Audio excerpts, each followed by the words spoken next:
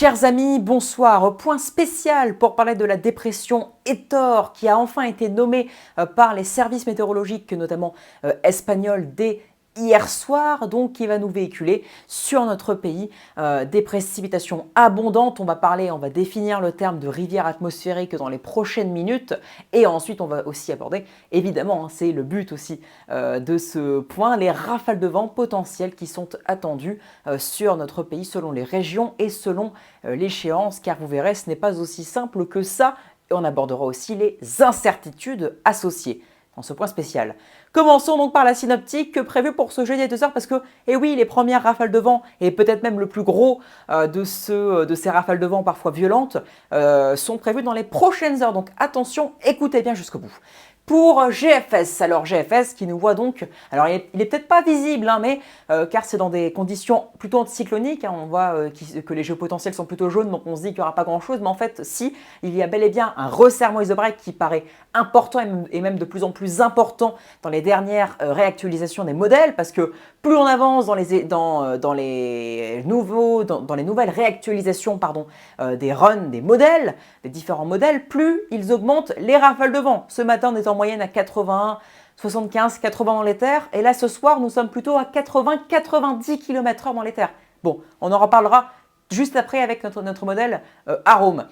Que nous voit donc notre GFS? Il nous voit donc un resserrement isobarique sur la France, voilà, du centre-ouest au nord-est, enfin du centre-ouest au centre-est plutôt, particulièrement donc du pays, et peut-être même le sud du nord-est, mais ça on en reparlera plus en détail avec Arome, hein, la Mayfin. Mais voilà, donc généralement, du centre-ouest au centre-est, un resserrement isobarique assez conséquent qui donnera donc des rafales conséquentes. Hein, voilà. Je ne sais pas si vous arrivez à voir, mais il y a bel et bien un resserrement isobarique vers le centre-est. Ça, c'est à jeudi 2h, mais les premières rafales de vent démarreront en fin de soirée. C'est pour ça que là, on a un resserrement sur le centre-est, mais attention, sur le centre-ouest, c'est là où les rafales seront même potentiellement les plus importantes. Et ça démarrera dès ce soir, voilà, entre 22h minuit, donc dans les prochaines heures, là ça y est, c'est dans 4, 5, 6, 7 heures maximum.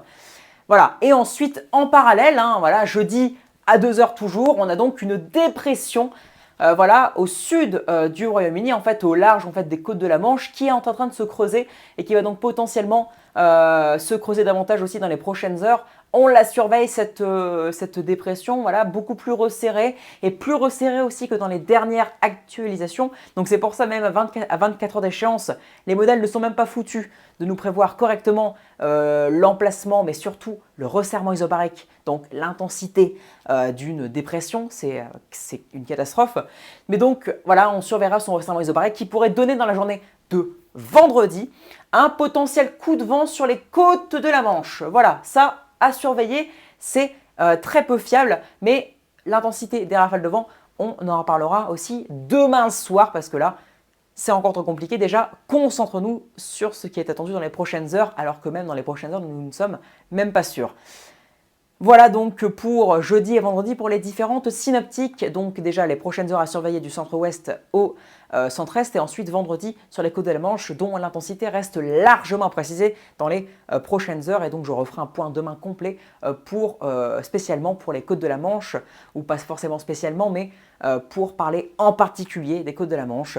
Maintenant passons à notre modèle à Mayfin, Arome, pour voir la situation à l'échelle du pays. Tout simplement, c'est beaucoup plus précis et donc c'est beaucoup plus compréhensible. Arome, donc, que va-t-il se passer? Déjà, parlons donc de cette rivière atmosphérique. La rivière atmosphérique, en fait, c'est tout simplement l'humidité atmosphérique des tropiques qui est, en fait, au fur et à mesure que les dépressions sur l'Atlantique se dirigent vers l'Europe de l'Ouest, en fait, elles transportent, si je puis dire, cette humidité atmosphérique pour nous la ramener vers nos latitudes. Nos latitudes, donc, en Europe de l'Ouest, qui peut être l'Espagne, la France ou le Royaume-Uni. Peu importe, mais cette rivière atmosphérique donc se dirige et arrive là actuellement, est en train d'arriver, et elle commence déjà maintenant, et elle va donc empirer dans les prochaines heures. C'est pour ça qu'on va voir les cumuls de pluie. Elle va donc empirer sur la France. Voilà pourquoi.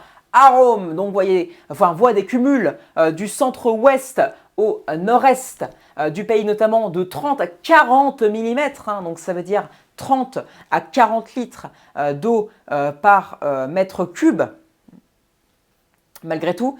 Donc ce n'est pas rien du tout, attention, hein, c'est à peu près 3-4 cm d'eau, voilà c'est ça, 30-40 mm, donc ce n'est pas rien du tout, et c'est en pas longtemps, parce que là, on a l'accumulation de ces pluies jusqu'à vendredi matin, donc c'est en 36 heures. En 36 heures, voici donc tout ce qui va tomber sur la France, hein, c'est pas rien du tout, et en revanche, voilà, on a des zones quand même un peu plus pluvieuses, voire même beaucoup plus que d'autres, hein, notamment entre le Poitou-Charentes et en allant vers la Franche-Comté. Donc ça, c'est à surveiller. Aussi, on pourrait avoir localement entre 50 et 70 mm.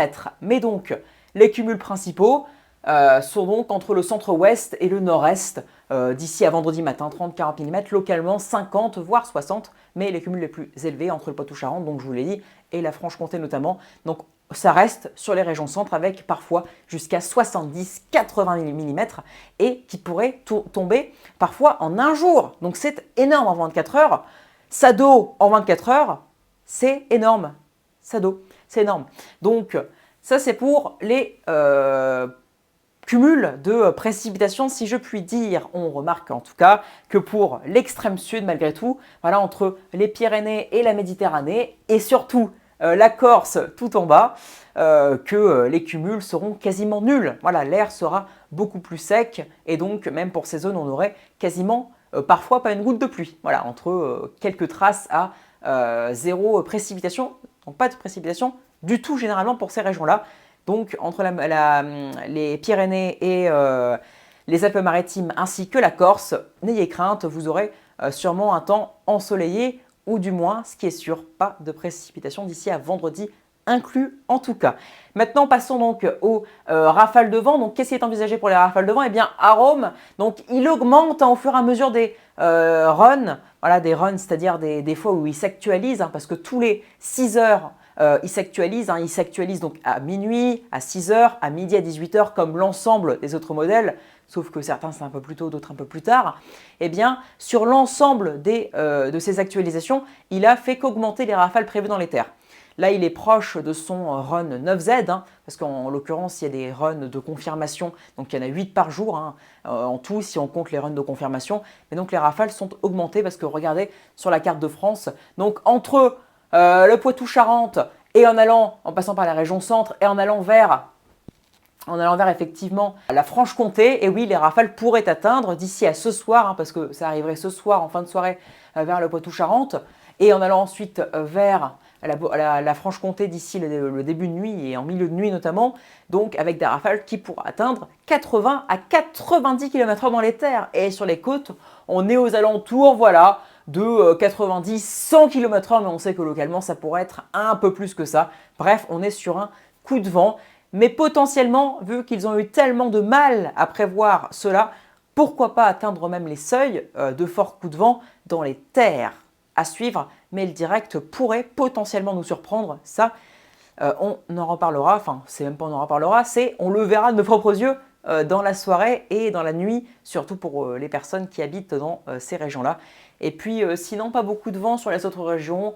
Voilà, fréquemment autour de cette ligne entre le centre-ouest et le centre-est, du 70-80 plus au nord, mais rien de bien méchant. En revanche, donc, on n'a pas encore les rafales de vent exactes pour vendredi, mais sur les côtes de la Manche, potentiellement, voilà, avec le resserrement isobarique de vendredi, malgré tout, des rafales qui pourraient augmenter. D'ailleurs, à Rome, commence à voir des rafales de vent de plus en plus virulentes sur les côtes de la Manche, entre la Bretagne et les Hauts-de-France, malgré tout, pour ce vendredi.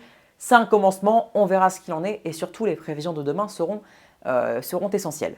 Voilà, mais sûrement une brochette de 70-80 km/h dans les terres, et potentiellement 90, voire localement un peu plus sur les côtes, et même 70 à 80 dans les terres. Je suis encore gentil, parce que l'ensemble des modèles ne voit pas plus de 60 à 70 km/h. Donc ça, on aura le temps d'en reparler, de confirmer ça. Sachez en tout cas que d'ici ce soir et jusqu'à vendredi matin, pour les précipitations, faites très attention, avec notamment les régions que je vous ai citées et que vous avez vues sur la carte. Et les rafales de vent, c'est pareil. Et ensuite, pour vendredi, sur les côtes de la Manche notamment, on aura l'occasion d'en reparler d'ici à demain.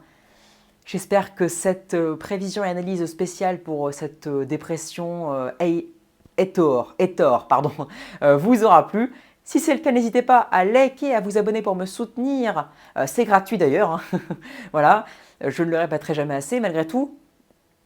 Et n'hésitez pas aussi à commenter si vous avez des questions ou des informations qui vous semblent pertinentes à me transmettre dans les commentaires, hein. C'est fait pour ça, il faut faire vivre l'espace commentaire, c'est pour ça que je compte sur vous. Voilà, et j'espère que vous aurez suivi jusqu'au bout et que le point vous aura plu. Merci pour votre écoute, excellente soirée à tous. Bye.